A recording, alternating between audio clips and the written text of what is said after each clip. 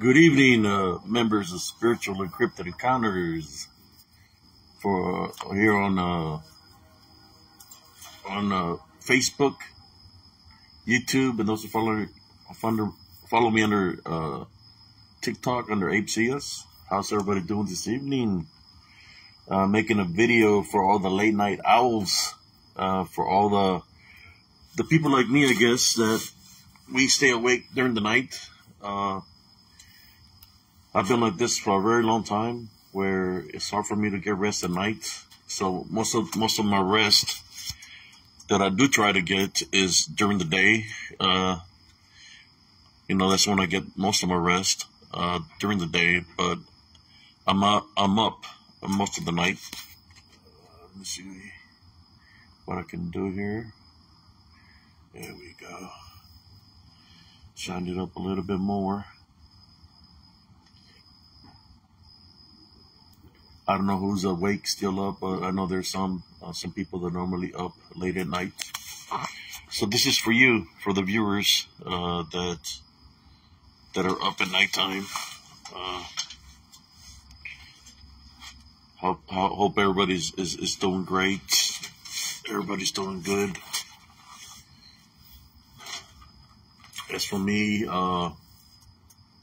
just interacting with the people that comment on my pictures, and I'm just interacting with them. I'm one of those type of persons that, if somebody comes with me with respect, and say something respectfully, I'll answer, I'll respond back to them. It's those people that come with like being disrespectful, or they're being silly clowns. I really don't comment back to them. If they come at me in a negative way, all I do is block those individuals, whatever group I'm in, because I don't got time for games from anybody. That's why I do that. I get rid of the people that, to me, it's a serious matter when it comes down to the spiritual balance, dealing with the DDN, of what I've witnessed all throughout my life. And now, it's a very serious matter to me, because when you hear stories of Green Rippers, Soul Keepers, Hellhounds, Mothman, beings with red eyes, to me, those are like soul collectors. They collect souls. So it's about that. For me, it's very important for us to maintain a love foundation and protect our souls from any beings that have those capabilities of claiming a soul if they have some kind of jurisdiction, or if there's a spiritual opening. That's why I make these videos, for people to understand that there is things out there that's their soul mission, their soul spiritual mission is to collect souls, even if they have to deceive somebody. That's what they do. One of the things that I've noticed is fear, the fear factor. I have people ask me all the time, wasn't you afraid when you captured that image right there? What people don't understand is sometimes when I capture images on my videos is that I'm making a live just like I'm making right now. So I'm actually walking. So it's like after I come out of the area, I'll debunk the live video, and that's when I capture. And I can tell when there's activity, because if you notice, in that video, I was saying for nothing to follow me. And that's when it revealed itself on camera, and I said, not to, I take authority over it, not to follow me home, and it revealed itself to me. How you doing, Brother Gary? How you doing? So they reveal themselves to me in that manner, which I'm lucky to be able to capture them on video, in which what I do is I make short reels out of it. You know, some at regular speed, some in slower speed, so people can actually see what's there. And then what I do is I take screenshots, you know, put them on blast, spiritual blast. You know, it's a spiritual unseen war. Yeah, I can tell the stories of Elms Grove where when they manifested, they took a full manifestation that they look 100% flesh beings, like that people claim when they see a Bigfoot or a Dogman. I've seen, to me at that time, the only term I knew was werewolf, or what that man had told me, a lycanthrope, you know, which is the same thing as a werewolf, or lycanthrope is something that has the ability to manifest itself into a werewolf. Well, I remember when I seen it in full flesh form, and it looked so real. When there was actually two of them that I witnessed. It was one that was brownish, reddish. To me, that was a female. And then you have one that was real big, massive, had to be like 9 foot, 10 foot tall, or taller. Nothing but muscle, you know, with the bipedal feet. Me and my nephew had chased it down the streets. It was parallel to us, you know, for those who don't live in a mobile home park or never been in a mobile home park. There's not much space in between the mobile homes, so the streets are not that wide that you're able to see what's on the other side of the street. Well, I remember when I seen that, when people call him an alpha. I remember chasing it, and it was looking at us like this, looking to the side where we're trying to chase it, but it wasn't running. Like, it was running weird, where it was like more of a because the way the feet were arched, it was more like a bounce and a long stride, bounce and a long stride. So that's how it moved really, really fast, because it was so big that the strides were so long that it left us behind. Within 6 seconds, it was gone. And that one, when it took the manifestation, it was a long manifestation. There was a good 20 to 30 seconds. I'll say probably 20, 30 seconds from when we seen it at our neighbor's house, running down the street. It was in full manifestation for about 30 to 40 seconds. You know, that's when I thought that it was something real, you know, that the DDN, the brown reddish one, and the black one was something real. You know, that I said, well, man, that's something real. You know, we need to find out what this is. And when you start thinking it's something real, that's where the opening is, because you believe in it's real. So that's when everything else started happening. When I believed it was 100% real, that's when it started attacking me invisibly, unseen, you know, in disembodied form. Because I was thinking that was something real, that I was going to run into it again.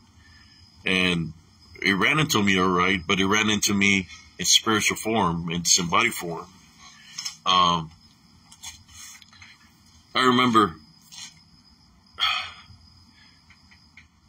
when I could be walking, like right now it's nighttime.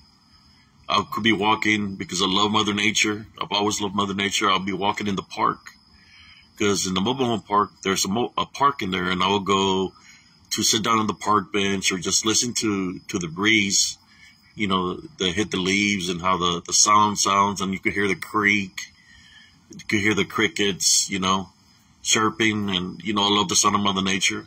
You know, when I was in the military, I spent most of my time in Mother Nature training, you know. So what started happening is, since I was thinking it was something real, then it started manifesting more in disembodied form. For example, it would throw rocks from the creek to where I would be sitting down on the park bench, or throw pieces of wood, like logs, into the park.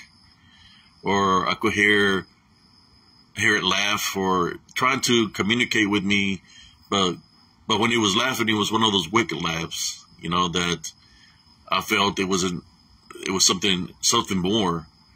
But when I could hear footsteps, like something running behind me, and then I would feel an impact where it would literally make full contact with me, and it would hit me in the back.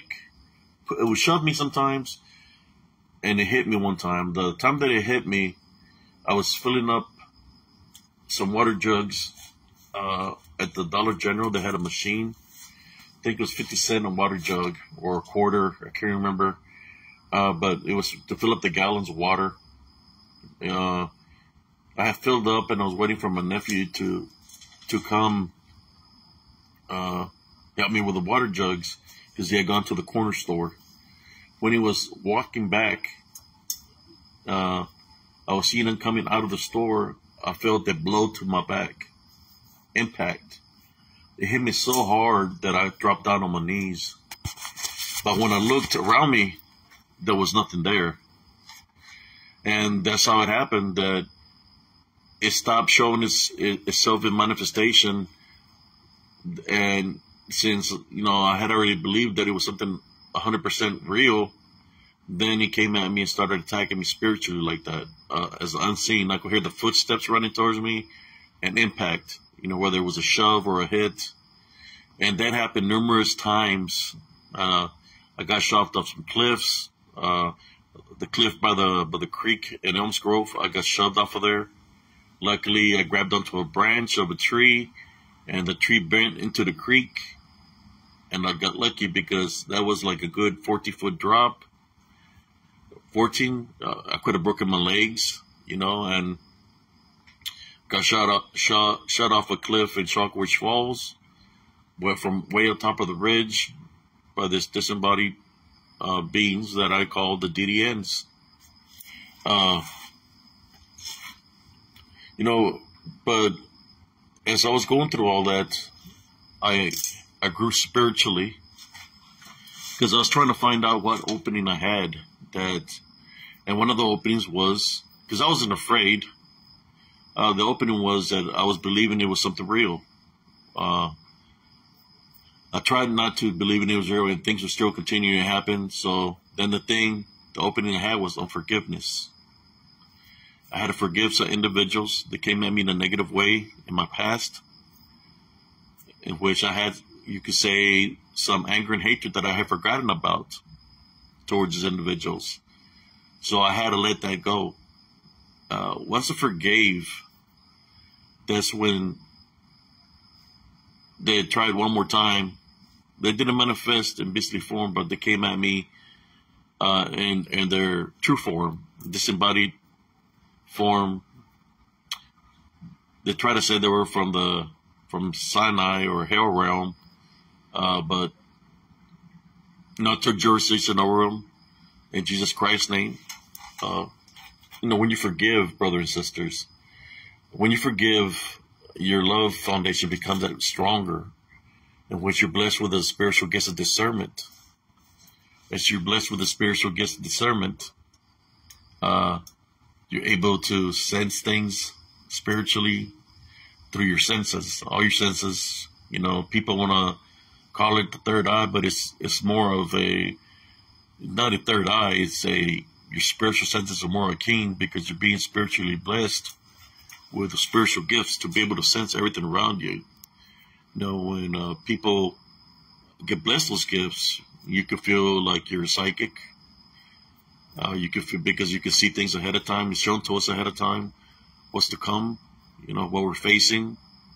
And we have to follow those instincts, the spiritual instincts that guide us to be able to overcome whatever we're going through.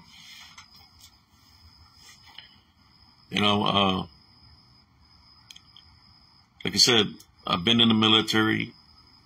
I was in the military 10 years. I had to leave the military because I had gotten sick and I couldn't do my duties with the ailment that I had. So I was honorable discharge from the military, and I had to leave. I left, honorable discharge, 10 years. So I know how to handle things physically.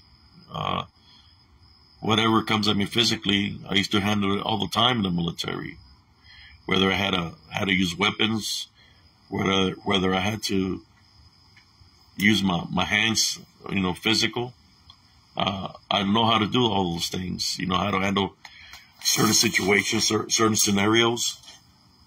That's what I trained for. But of all the training that I did in the military, that training that I did in the military did not prepare me for what I faced in Elms Grove. What prepared me to what I faced in Elms Grove was what made me survive that and overcome it was my faith, my belief in Jesus Christ, in which when I forgave, He blessed me with the spiritual gift of discernment, which made me stronger spiritually, and I still continue to maintain my faith in through Jesus Christ.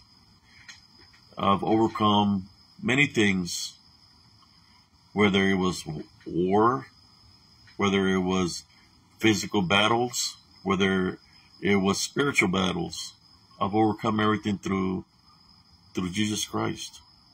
But when we go through things in life, brothers and sisters, we never forget what we go through. And we remember what we went through and what we did to overcome it. One of the things that I've done is I stay physically active. I like to work out Monday through Fridays. I continue to work out just like I used to when I was young. In which when I'm working out, I train my spiritual senses as I focus, and I do my reps. I do a lot of reps. And I also train my spiritual senses when I work out.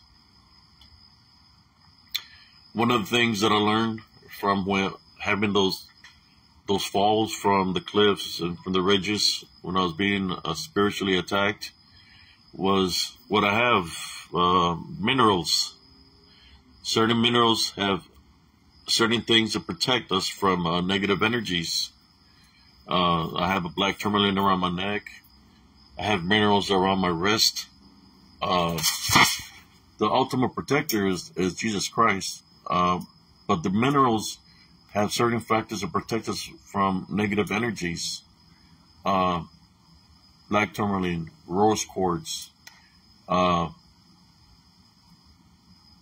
Let me see. I'm trying to name some of the other ones besides what I'm wearing. There's so many minerals that have key factors for protection. Labradorite protects.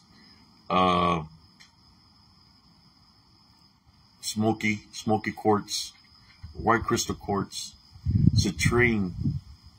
I have a necklace that has all the minerals on it, and I like wearing that. I don't have it on right now.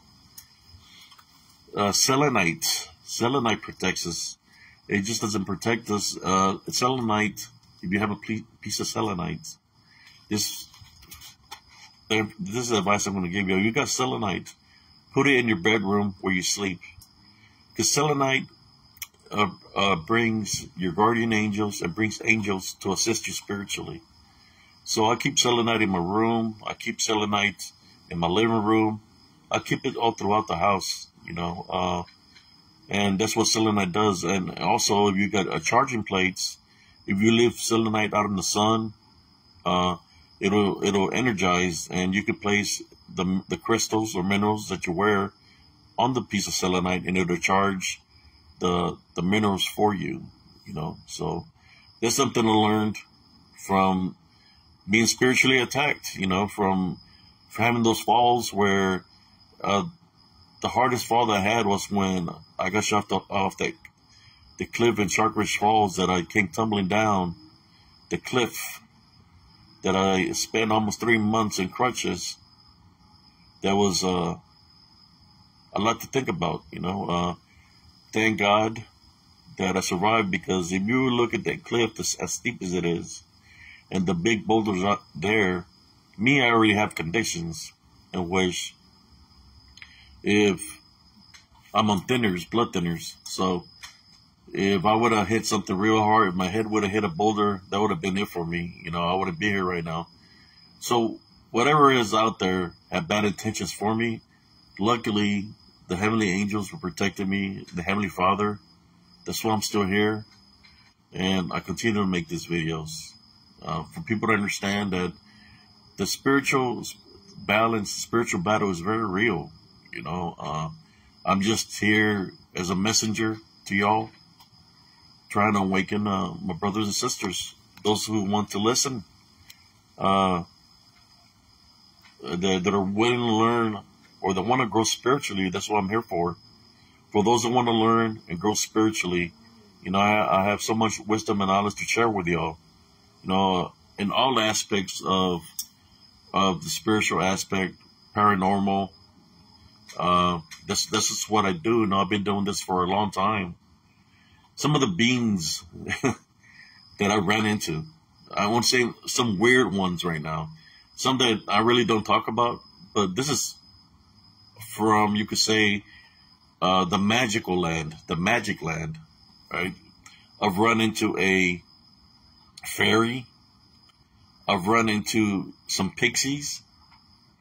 I guess when I used to train my senses, I would train with Mother Nature, feeling the energy of the trees, and I would practice also some martial arts that I knew with the trees. And I guess the fairies or the pixies that live in the tree didn't take it too kindly, so they followed me home, and all my silverware was missing.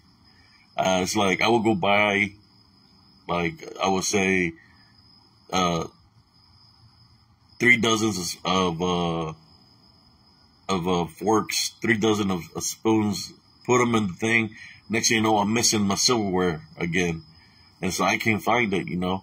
I can't find the silverware. And then after a while, I was like, I said, you know what, I'm going to clean my room.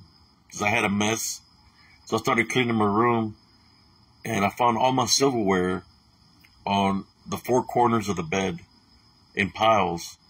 So the fairies or pixies, I don't know what they were doing, hiding the silverware there, or they were placing the silver there as protection for me, because silver is supposed to protect, I believe. And I believe that's why they put the silverware in all 4 corners.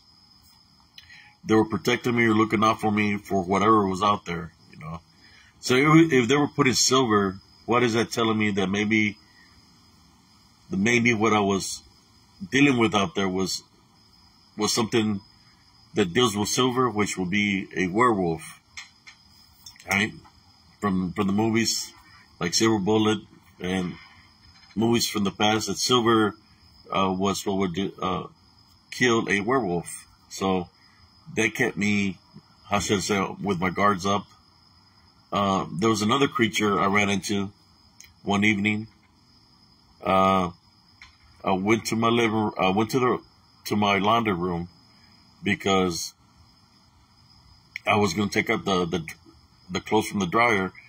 When I went out there, what I seen was this creature sitting on top of my dryer.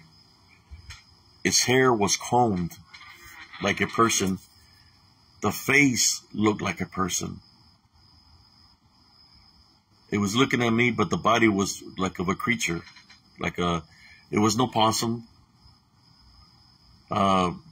Maybe it was a mole. I don't know. All I know, it was looking at me. He had like human-like hands, little hands.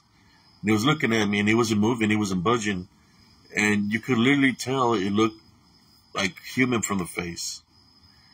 So I grabbed my bat and I swung at it, and it took off out of the room. I believe they're called something else. That people say that they're called like a different creature. They got a name for them. But that's the first time I ever seen something like that. You know, I know how a possum looks. I know how a raccoon looks. But that was the first time I run into a creature like that. You know, that happened in Elms Grove. The fairy that I encountered happened when I was out there in the woods.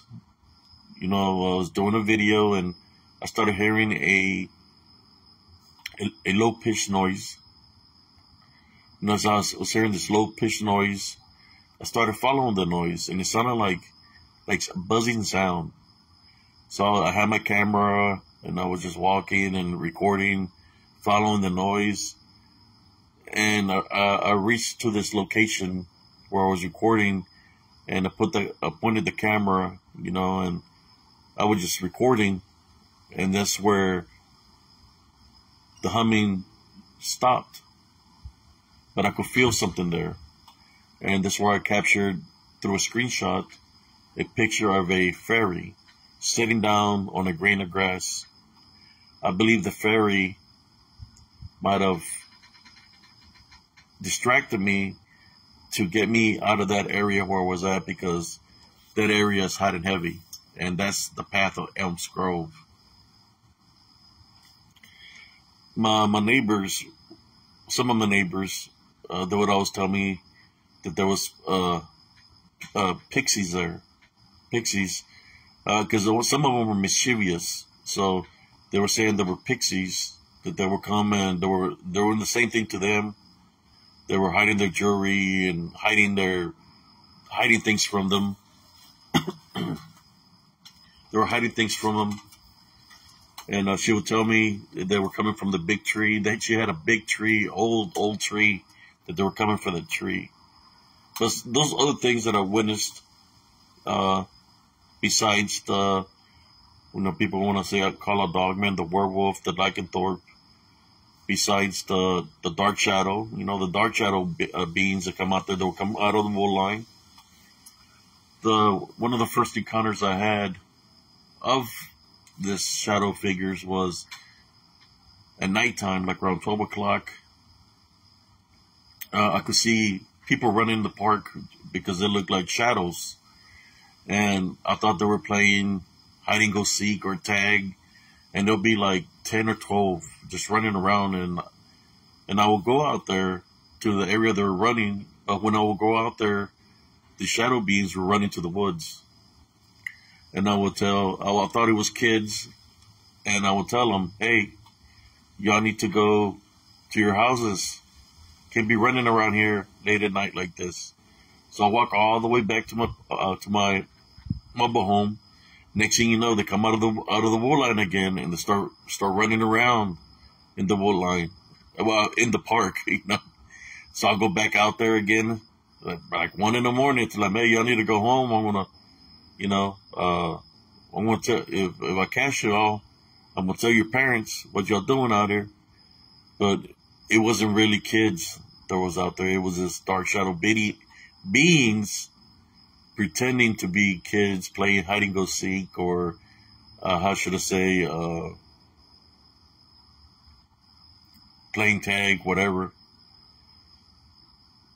But then when they're manifested in the full form, that's when it got a little bit kind of scary, when you see a tall shadow figure that's about 9 foot, 10 foot tall coming at you. You see it live in your home. You see it standing on your sliding door. You see it by your front door. You see it in your living room. You start praying and it takes off real fast. I remember seeing one in my neighbor's house coming out of his bedroom. We were there praying for his wife because his wife was sick. We're praying, and next thing you know, I see this dark shadow figure. It's daylight, right? We're praying during the day. How you doing, Sister Dawn? His name was Brother Steve. We're praying for his wife. We're doing a little prayer for her because she was sick. And next thing you know, I see a dark shadow figure come out of his room. And he's looking at me. He's literally looking at me for about a good 2 to 3 seconds. And I tell my friend, hey, you have something standing right there coming out of your bedroom. He looks at us and he goes out the door. He didn't open the door. He went through the door. And he said, yeah, they'd be follow me around. But I believe those same shadow figures are the same ones that I was witnessing where I live. So there's definitely something wrong in that area of Elms Grove. Lots of activity that happened there. It's not just there. I think it's the whole area, because even in the next town over, Harker Heights, which is in between Elms Grove and Killeen. Elms Grove is in the middle of Killeen and Harker Heights. This past Saturday, when I was out there dancing, I seen a dark shadow figure standing on by the dance floor, looking at me. So I looked at it. I had my black piece of black tourmaline around my neck, and it just faded away. It took off real fast, but I could see it for a good 2-3 seconds. So when I got home, I made sure I took authority over it, and I tied bind and rebuke it, and I told it it's not allowed to come into my home. It's not welcomed. When I said that, I was sitting down on the kitchen table. The light started flickering. It flickered like 2 times. And then I seen a shadow leave out of my house. And I believe it was a shadow figure that I seen in Harker Heights at the VFW. Sometimes when we see something like that, brothers and sisters, we have to take authority over it right off the bat. We have to type out a rebuke in Jesus' name, because if not, it's going to try to attach itself to us. Did I have a spiritual opening that day? Yes, I did. The spiritual opening is that I had drank like 2 beers, 2 beers. So that could have been a spiritual opening for it to attach itself to me. So that's why I made sure I took authority the following day, and I told it to leave. My lights flickered on my chandelier 2 times, and then I seen the black shadow leave the house. So we do have to take authority over this negative energies, because now they're going to run chaos and havoc. When people talk about Raggedy Ann, I have a little doll, a little Raggedy Ann doll, a miniature one that I bought at an estate sale. There's one day, my wife's son came with his girlfriend and the little children, and they took out the doll. The daughter took out the doll, was playing with Raggedy Ann, and she left Raggedy Ann on the table. Well, that day they left, and I was in the living room, and next thing you know, is I hear somebody pushing the buttons on the microwave. You can hear the buttons being pushed, and I go look, and there's nothing there, and then the microwave starts by itself, so I stop it. Next thing you know, I hear like the buttons being pushed again, and the same thing was happening, that I disconnected the microwave. And then I plugged it back in, and the same things were continue to happen, and it stopped when I put Raggedy Ann back where it belonged, in a drawer. I put her in a drawer where she's been, and all that activity stopped. Some people ask me that they collect art, and that they collected a picture where they believe that the picture is haunted and certain things were happening.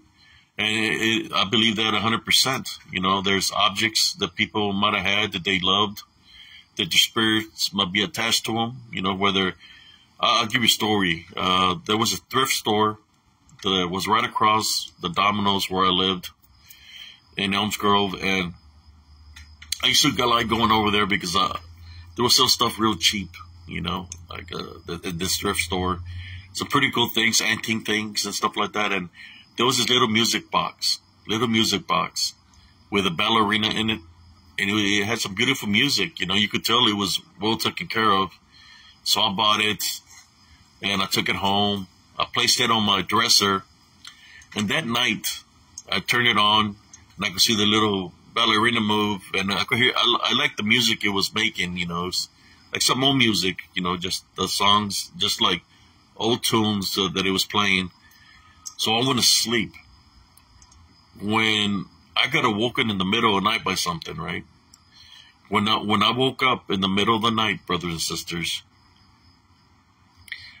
I saw a woman look oriental, with her face was white, like she had a lot of makeup on, with bright red lipstick, and she was just smiling and looking at me.